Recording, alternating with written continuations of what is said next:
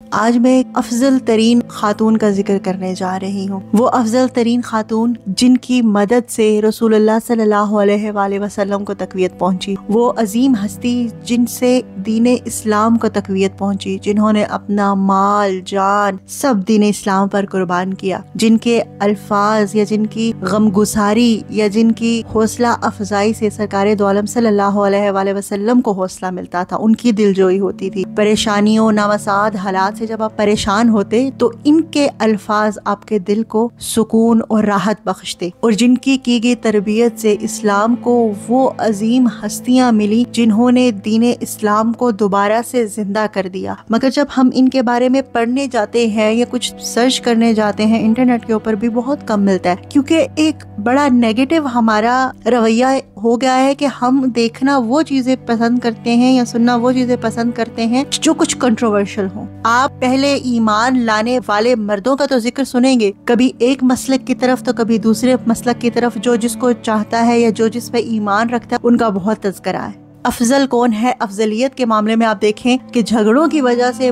کچھ ہستیاں بہت زیادہ ان کو اجاگر کر دیا جاتا ہے، مگر امہات المومنین یا صحابیات یا صحابہ کرام یا وہ ہستیاں جو کنٹروورشل نہیں ہیں، ایک لحاظ سے میں یہ لفظ اس وجہ سے استعمال کرنا چاہوں گی کیونکہ یہی حقیقت ہے، جن سے منسوب آپ کی لڑائیاں ہیں ان کو تو آپ دیکھتے ہیں، مگر وہ جو پہلے ایمان لانے والے ہیں، مگر وہ جو پہلے نماز پڑھنے والے ہیں، وہ جو پہلے مدد کرنے والے ہیں، وہ جو پہلے تصدیق کرنے والے ہیں، ہم ان کا ذکر بھی نہیں کرنا چاہتے کیونکہ وہ نان کنٹروورشل ہیں، جن کے ساتھ کوئی لڑائی منسوب نہیں، ان کے بارے میں ہم کچھ جانتے بھی نہیں، حالانکہ وہ خاص طور پر خواتین کے لیے مشعل راہ اس طرح سے ہیں۔ آج کی عورت ویمن امپاورمنٹ کی بات کرتی ہے یا انڈیپینڈنس کی بات کرتی ہے یا کاروبار کرنے کی بات کرتی ہے کہ مجھے اپنے پیروں پہ کھڑا ہونا ہے، تو جس کو پیروں پر کھڑا ہونا ہے، جس کو ایسی ورک پلیس میں جا کے یا بزنس ورلڈ میں جا کے اپنی عزت بنانی ہے، ان کو تو ایسی ہستیوں کے بارے میں پڑھنا چاہیے جنہوں نے اس زمانے میں جب یہ سب کام مشکل تھے، جب ایک زمانہ جاہلیت تھا، جب بچیوں کو مارا جاتا تھا، دفنایا جاتا تھا، زندہ درگور کر دیا جاتا تھا، ذلیل و رسوا تھی عورت، یہ اس زمانے کی عورت ہے جو اس زمانے میں طاہرہ کہلاتی، یہ اس زمانے کی عورت ہے جب عورتیں ننگی بازاروں میں بیچی جاتی تھی یا رقاصائیں ہوتی تھی یا فاحشہ عورتیں کہلاتی تھی، تب یہ عورت عزت و وقار کے ساتھ مردوں کے اس معاشرے میں اپنے والد کے شانہ بشانہ کھڑے ہو کر اس کاروبار کو ایسے پورے عالم میں پھیلایا جس کا کوئی مثال ہی نہیں۔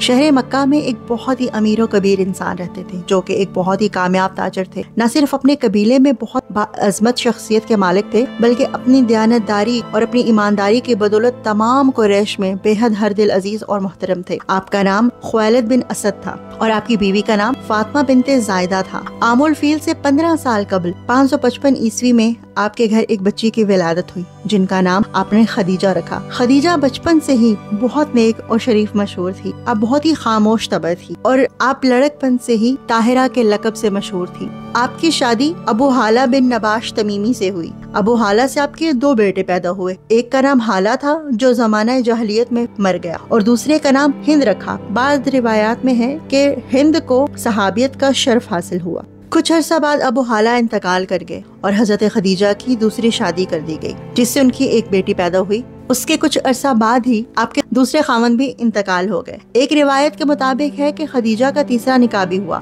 آپ اپنا زیادہ وقت خاموشی میں گزارتی، کچھ وقت خانہ کعبہ میں گزارتی اور کچھ وقت اس زمانے کی جو معزز کاہنہ عورتیں تھیں ان سے باتیں کرنے میں صرف کرتی، اور باتیں آپ کرتی تھی ہمیشہ انقلاب کی۔ قریش کے بڑے بڑے سرداروں نے آپ سے نکاح کے پیغامات بھیجے لیکن آپ نے سب رد کر دیے کیونکہ زندگی میں آنے والی پریشانیوں نے آپ کی طبیعت دنیا سے اچاٹ کر دی تھی۔ اب ان کے والد بہت کمزوری کی وجہ سے اپنی اتنی زیادہ تجارت اور اپنے بزنس کو زیادہ دیکھ نہیں سکتے تھے اور بیٹا ان کا کوئی تھا نہیں، تو انہوں نے اپنا پورے کا پورا بزنس، اپنا پورا کاروبار اپنی بیٹی کے حوالے کر دیا جو کہ بہت ہی ذہین اور عاقلہ تھی۔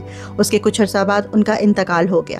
خدیجہ نے اس کاروبار کو اتنے اچھے طریقے سے کیا، وہ جو کاروبار پہلے سے اتنا بڑا تھا انہوں نے یمن کے اطراف میں اس قدر پھیلا دیا کہ اس کے لیے ان کو بہت بڑا عملہ رکھنا پڑا۔ آپ کی حسن تدبیر اور دیانتداری کی بدولت آپ کا کاروبار بہت زیادہ بڑھ گیا، اور کاروبار اتنا بڑھ گیا کہ اب آپ کو تلاش تھی کسی ایسے کی جس پر آپ پوری طرح سے بھروسہ کر سکیں، جو ایماندار ہو اور جس کو قافلوں میں اپنے ملازموں کے ہمراہ بھیج سکیں۔ اور یہی وہ وقت تھا جب محمد نام کے ایک شخص کے بہت چرچا تھی کہ وہ بہت ایماندار اور بہت سچے ہیں، صادق اور امین کے نام سے مشہور تھے۔ جب محمد کے ان اوصاف کی خبر خدیجہ تک پہنچی تو انہوں نے محمد کو پیغام بھیجا کہ اگر آپ میرا سامان تجارت شام تک لے جایا کریں تو میں دوسرے لوگوں سے زیادہ معاوضہ آپ کو دوں گی۔ اس وقت محمد اپنے چچا ابو طالب کی سرپرستی میں تھے اور ان کو خدیجہ کے معاملات تجارت کا پہلے سے علم تھا۔ جب آپ نے یہ سنا تو انہوں نے خدیجہ کا پیغام منظور فرما لیا اور سامان تجارت لے کر بصرہ کی طرف چل گئے۔ اس وقت خدیجہ نے اپنے خاص غلام میسرہ کو تاکید کی کہ سفر میں خیال رکھنا محمد کو تکلیف نہ ہونے پائے۔ محمد جو اپنی دیانتداری کے لیے مشہور تھے، انہوں نے سامان تجارت کو دگنے منافع پر فروخت کیا اور اپنے ملازمین کے ساتھ اتنا اچھا سلوک کیا کہ میسرہ بھی آپ کا مداح ہو گیا۔ اور جب واپس آیا تو میسرہ نے اپنی مالکہ کو سفر کے حالات بتائے اور کہا کہ محمد کوئی عام شخص نہیں ہے، یہ بہت ایماندار اور سچے ہیں، اور میں نے اپنی آنکھوں سے دیکھا ہے کہ محمد جہاں چلتے تھے اگر دھوپ ہوتی تو آپ کے اوپر بادل سایہ کر لیتے تھے اور آپ کے ساتھ 2 فرشتے ہر وقت رہتے ہیں۔ خدیجہ نے یہ سارے معاملات اپنی سہیلی نفیسہ کو بتائے اور ان کے ذریعے محمد کو نکاح کا پیغام بھیجا۔ محمد کے اقرار کرنے پر محمد کے چچا ابو طالب نے خطبہ نکاح پڑھایا اور 500 درہم طلائی مہر قرار دیا۔ اس وقت محمد صلی اللہ علیہ وآلہ وسلم کی عمر 25 سال اور جناب خدیجہ کی عمر 40 سال تھی۔ تو حاسدین باتیں بنانے لگے اور تانا تشنا کرنے لگے کہ محمد بن عبداللہ کے پاس تو کسی قسم کی کوئی چیز ہی نہیں ہے، مال و دولت سے ان کا دامن خالی ہے۔ خدیجہ تو مکہ مکرمہ میں سب سے بڑی رئیسہ اور مالدار اور امیر ترین خاتون ہے، انہوں نے ایک فقیر سے نکاح کیسے کر لیا؟ جب یہ بات جناب سیدہ خدیجہ الکبریٰ تک پہنچی تو انہیں اس پر اتنی غیرت آئی کہ تمام رؤسائے مکہ کو حرم شریف میں بلایا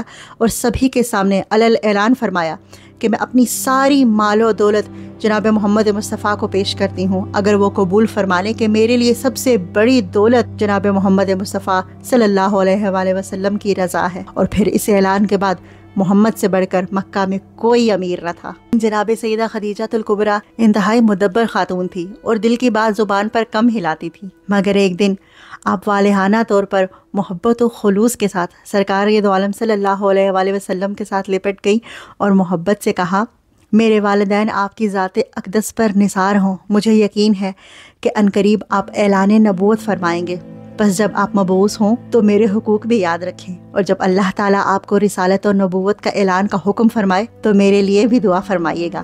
آپ صلی اللہ علیہ وآلہ وسلم مسکرائے اور فرمایا، خدیجہ اطمینان رکھیے، جب میں نے اپنے مبعوث ہونے کا اعلان کیا تو آپ کے احسانات قطعاً فراموش نہیں کروں گا، اور یہ بھی سن لیجئے کہ جس خدا کی رضامندی کے لیے تم عمل پیرا ہو وہ تمہارے اعمال کو ضائع نہیں کرے گا۔ نکاح کے بعد محمد اکثر گھر سے باہر رہنے لگے، کئی روز مکہ کے پہاڑوں میں جا کر عبادت الہی میں مشغول رہتے۔ اسی طرح 15 برس کا زمانہ گزر گیا۔ ایک دن محمد صلی اللہ علیہ وآلہ وسلم غار حرا میں موجود تھے کہ رب ذوالجلال کے حکم سے جبریل امی آپ صلی اللہ علیہ وآلہ وسلم کے پاس تشریف لائے اور کہا، قم یا محمد۔ حضور نے نظریں اوپر اٹھائیں تو اپنے سامنے ایک نورانی صورت والے شخص کو کھڑا پایا جس کا چہرہ بہت ہی پر نور تھا۔ جبریل امی نے محمد صلی اللہ علیہ وآلہ وسلم کو گلے لگا کر دبایا اور کہا، پڑھ۔ محمد نے فرمایا، میں پڑھ نہیں سکتا۔ جبریل نے 3 دفعہ یہ بات دہرائی۔ جب تیسری دفعہ جبریل نے کہا تو پھر کہا، پڑھ اپنے پروردگار کے نام سے جس نے سب کچھ پیدا کیا ہے، جس نے انسان کو پانی کے کیڑے سے بنایا۔ پڑھ، تیرا پروردگار بہت کرم والا ہے جس نے قلم سے آدمی کو علم سکھایا جو یہ نہ جانتا تھا۔ تو سرکار دو عالم صلی اللہ علیہ وآلہ وسلم کی زبان مبارک پر یہی کلمات جاری ہو گئے۔ یہ اس پورے واقعے سے سرکار دو عالم صلی اللہ علیہ وآلہ وسلم کی طبیعت بے حد متاثر ہو گئی۔ گھر تشریف لائے تو فرمایا، زمیلونی زمیلونی، مجھ پر کپڑا اڑاؤ، مجھ پر کپڑا اڑاؤ۔ تو خدیجہ نے تعمیل کرتے ہوئے آپ پر کپڑا اڑا دیا اور پوچھا، آپ کہاں تھے؟ میں سخت فکر مند تھی اور کئی آدمیوں کو آپ کی تلاش میں بھیج چکی ہوں۔ تو سرکار نے پورا واقعہ بیان کر دیا۔ تو خدیجہ نے فرمایا، آپ سچ بولتے ہیں، غریبوں کے دستگیر ہیں، مہمان نواز ہیں، صلہ رحم ہیں، خیال رکھتے ہیں، امانت گزار ہیں اور دکھیوں کے خبر گیر ہیں۔ اللہ آپ کو کبھی تنہا نہ چھوڑے گا۔ پھر آپ کو لے کر اپنے چچا زاد بھائی ورقہ بن نوفل کے پاس پہنچی جو زمانہ جاہلیت میں بت پرستی ترک کر کے عیسائی ہو گئے تھے اور گزشتہ الہامی کتابوں تورات اور زبور و انجیل کے بہت بڑے عالم تھے۔ خدیجہ نے تمام واقعہ جو حضور کو پیش آیا ان کے سامنے بیان کیا۔ ورقہ یہ سنتے ہی بول پڑے، یہ وہی ناموس ہے جو موسیٰ پر اترا، اے کاش کہ میں اس زمانے تک زندہ رہتا جب آپ کی قوم آپ کو وطن سے نکال دے گی۔ محمد صلی اللہ علیہ وسلم نے پوچھا کیا یہ لوگ مجھے نکال دیں گے؟ ورقا نے کہا ہاں، جو کچھ آپ پر نازل ہوا ہے، جب کسی پر نازل ہوتا ہے تو دنیا اس کی مخالف ہو جاتی ہے، اگر میں اس وقت تک زندہ رہا تو میں آپ کا بھرپور مددگار ہوں گا۔ اس گفتگو کے کچھ عرصہ بعد ہی ورقا کا انتقال ہو گیا، تاہم خدیجہ کو یقین کامل ہو گیا کہ حضور منصب رسالت پر فائز ہو چکے ہیں، چنانچہ انہوں نے بغیر کسی انتظار کے حضور پر ایمان لے آئی، اور وہ خدیجہ جو پاک اور طاہرہ بچپن سے مشہور تھی، وہ خدیجۃ الکبریٰ کے رتبے پر خود فائز ہو گئیں، اور عورتوں میں سب سے پہلے مشرف با اسلام ہونے والی خاتون جناب سیدہ خدیجۃ الکبریٰ ہیں۔ وہ مالدار خاتون جو بچپن سے عیش و عشرت کی زندگی گزار رہی تھی، جنہوں نے وہ 25 سال سرکار کے نکاح میں رہی، اور جو پریشانیاں، جو مشکلات اور جو مصائب آئے برداشت کیا،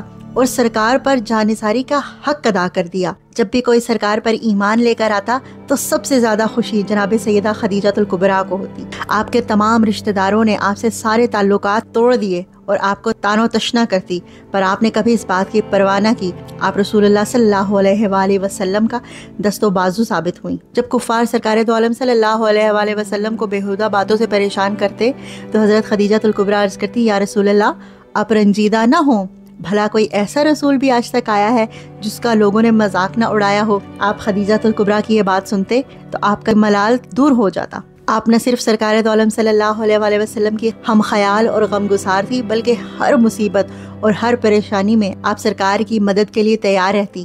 سرکار فرماتے ہیں میں جب بھی کفار سے کوئی بات سنتا ہوں اور وہ مجھ کو ناگوار معلوم ہوتی تو میں خدیجہ سے کہتا، وہ اس طرح میری ڈھارس بتاتی تھی کہ میرے دل کو تسکین ہو جاتی، اور کوئی ایسا رنج نہ تھا جو خدیجہ کی باتوں سے آسان اور ہلکا نہ ہو جاتا۔ عفیف کندی کہتے ہیں کہ ایک دفعہ زمانہ جاہلیت میں کچھ اشیاء خریدنے کے لیے مکہ آیا اور عباس بن عبد المطلب کے پاس ٹھہرا۔ دوسرے دن صبح کے وقت عباس کے ہمراہ میں بازار کی طرف چلا گیا۔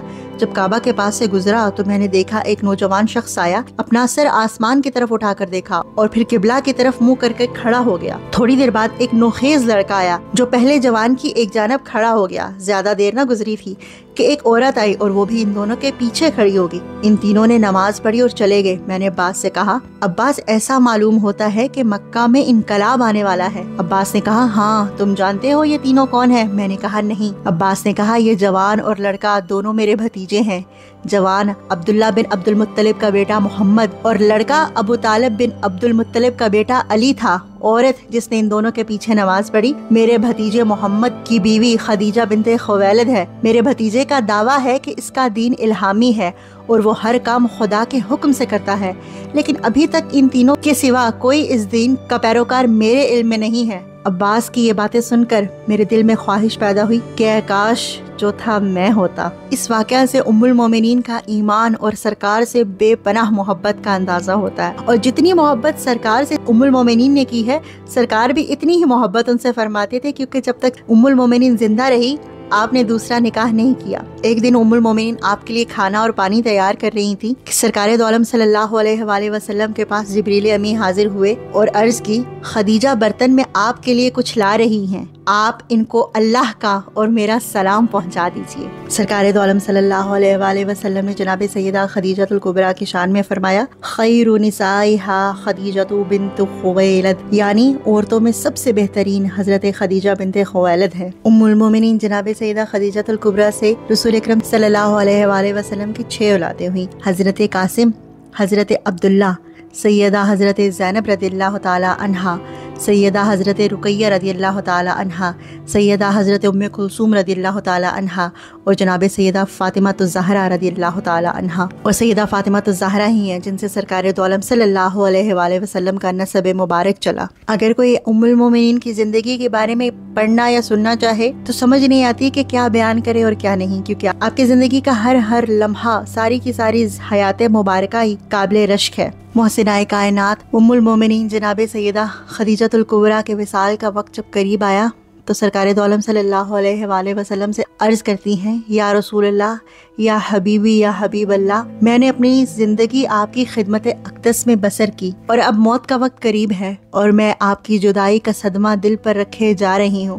مگر میری گزارش ہے کہ بروز قیامت مجھے اپنے ساتھ رکھنا اور اللہ تبارک و تعالیٰ کے حضور میری بخشش و مغفرت کی سفارش کرنا۔ ایسی مشکل گھڑی میں آپ کی سفارش آپ کی شفاعت کی طالب ہوں اور خاص کر عرض گزار ہوں کہ مجھ ناتواں سے آپ کی خدمت بجا لانے میں کوئی کمی یا کوئی کوتاہی ہو تو معاف فرما دیجیے۔ میری بیٹیوں پر دستے شفقت رکھنا، خصوصاً فاطمہ جو سب سے چھوٹی بیٹی ہیں، یہ اب ماں کے بغیر رہ جائے گی، اس پر دستے راحت و رحمت کی درخواست کرتی ہوں۔ یا رسول اللہ، میری آپ سے ایک آخری آرزو ہے، مگر مجھے ہمت نہیں پڑتی کہ میں کہوں۔ میں فاطمہ سے کہہ دیتی ہوں، وہ آپ سے کہہ دیں گی۔ سرکار دو عالم صلی اللہ علیہ وآلہ وسلم کی آنکھوں سے آنسو بہ نکلے اور آپ وہاں سے اٹھ کھڑے ہوئے۔ جناب سیدہ فاطمہ الزہرا اپنی والدہ ماجدہ کے پاس بیٹھ گئیں۔ حضرت خدیجہ نے فرمایا، فاطمہ اپنے بابا سے کہنا کہ میری والدہ کی تمنا ہے کہ آپ اپنی چادر مبارک جو نزول وحی کے وقت آپ کے جسم اقدس کے اوپر تھی، میرے کفن کے لیے عطا فرما دیں تاکہ رب العالمین کی رحمت و برکات مجھے حاصل ہوں۔ جناب سیدہ نے یہ بات سن کر اپنے بابا جان کو گوش گزار کر دی کہ یہ میری والدہ کی آخری خواہش ہے۔ یہ سنتے ہی رحمت عالم صلی اللہ علیہ وآلہ وسلم نے اپنی چادر مبارک عطا فرما دی اور فرمایا، بیٹی جائیے اور اپنی والدہ ماجدہ کو یہ چادر ابھی جا کر دکھا دیجیے تاکہ وہ خوش ہو جائے۔ ابھی یہ گفتگو کا سلسلہ جاری تھا کہ حضرت جبریل امی سرکار دو عالم صلی اللہ علیہ وآلہ وسلم کی خدمت اقدس میں حاضر ہوئے اور عرض کی، یا محمد صلی اللہ علیہ وآلہ وسلم، اللہ تعالیٰ سلام فرماتا ہے اور ارشاد کرتا ہے کہ آپ اپنی چادر مبارک اپنے پاس ہی رکھیے۔ حضرت خدیجہ نے اپنا سب کچھ ہماری راہ میں قربان کر دیا ہے، اس لیے ان کا کفن کا ذمہ ہم پر ہے، ہم اسے اپنے کرم کی پوشاک عطا فرمائیں گے۔ جنت سے نہایت اعلیٰ اور عمدہ کفن بھیج دیا گیا۔ کیا شان ہے ام المومنین کی کہ جن کے لیے وقت آخرت خالق کریم نے خود لباس جنت سے بھیجا۔ سرکار دو عالم صلی اللہ علیہ وآلہ وسلم نے ام المومنین کے وصال کے سال کو عام الحزن کا نام دیا، یعنی کہ دکھ کا سال۔ سرکار دو عالم صلی اللہ علیہ وآلہ وسلم کو جناب ام المومنین سے اتنی محبت تھی کہ آپ کے وصال کے بعد بھی جانور کی قربانی کرتے تو سب سے پہلے گوشت ام المومنین کی سہیلیوں کو بھیجتے، فرماتے کہ جاؤ جا کے پہلے یہ گوشت خدیجہ کی دوستوں میں تقسیم کر کے آؤ۔ اگر ہم ام المومنین کی زندگی کا مطالعہ کریں تو ہمیں پتہ چلتا ہے کہ الٹیمیٹ باس لیڈی جناب سیدہ خدیجہ الکبریٰ ہے۔ وہ پہلی عورت، انڈیپینڈنٹ عورت۔ آج کی عورت کو اگر انڈیپینڈنس کا شوق ہے یا بزنس ویمن بننے کا شوق ہے یا اپنے پیروں پر کھڑے ہونے کا شوق ہے تو ان کو مطالعہ کرنا پڑے گا جناب سیدہ کی سیرت پر، کہ ام المومنین نے جس طرح ایک بادشاہی کی زندگی کو ترک کر کے آپ نے دین اسلام کے سامنے اس دولت کو ہیچ جانا جو نبوت کی روشنی سرکار سے، نبوت کے اعلان سے پہلے ہی تھی، وہ آپ نے اپنی چشم بصیرت سے دیکھ لی۔ یہ محبت جو ان کے دل میں تھی یا جو پیغام انہوں نے رشتے کا بھیجا، یہ صرف ان کی اس انڈیپینڈنس کا نہیں تھا کہ وہ اتنی خود مختار عورت ہیں یا اتنی صاحب بصیرت ہیں، وہ اپنی چشم بصیرت سے مہر نبوت آپ صلی اللہ علیہ وآلہ وسلم کے چہرے میں دیکھ رہی تھیں۔